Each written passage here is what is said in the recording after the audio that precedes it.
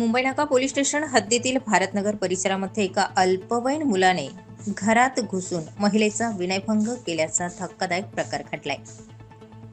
यावेळी घरात या महिलेची लहान मुलगी होती।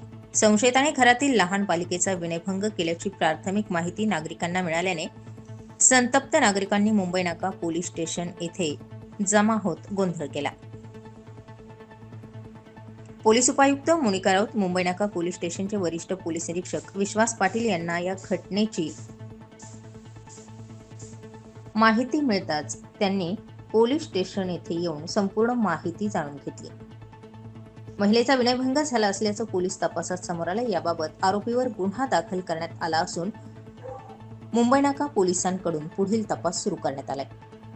नागरिकांनी कोणत्याही अफवा, व्हायरल मेसेज किंवा अप्रमाणित माहितीकडे दुर्लक्ष करण्याचं आवाहन पोलीस उपायुक्त मोनिका राऊत यांनी केलंय।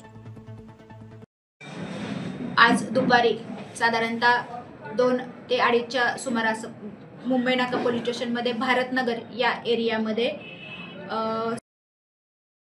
हिच्याकडून अशी तक्रार प्राप्त झालेली आहे की एक अल्पवयीन मुलगा तिच्या घरामध्ये घुसला तिच्या बाबतीमध्ये जबरदस्ती तिची साडी फेडण्याचा तिने प्रयत्न केला। त्याच्यानंतर तो मुलगा तिथं पडला आणि त्याच्यानंतर त्या लहान मुलीला पण त्यांनी छेडण्याचा प्रयत्न केला। अशी एक घटना दुपारी घडलेली आहे।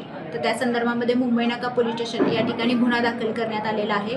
जो अल्पवयीन मुलगा आहे त्याला ताब्यात घेतलेला आहे आणि पुढील प्रोसेस मुंबई नाका पोलीस स्टेशन मार्फत सुरू आहे। ह्या बाबतीमध्ये लहान मुलीवरती अत्याचार झाल्याच्या बाबतीमध्ये अफवा पसरली होती, पण आम्ही सर्वांना ह्या माध्यमातून सांगतो की असा कुठलाही प्रकार झालेला नाहीये।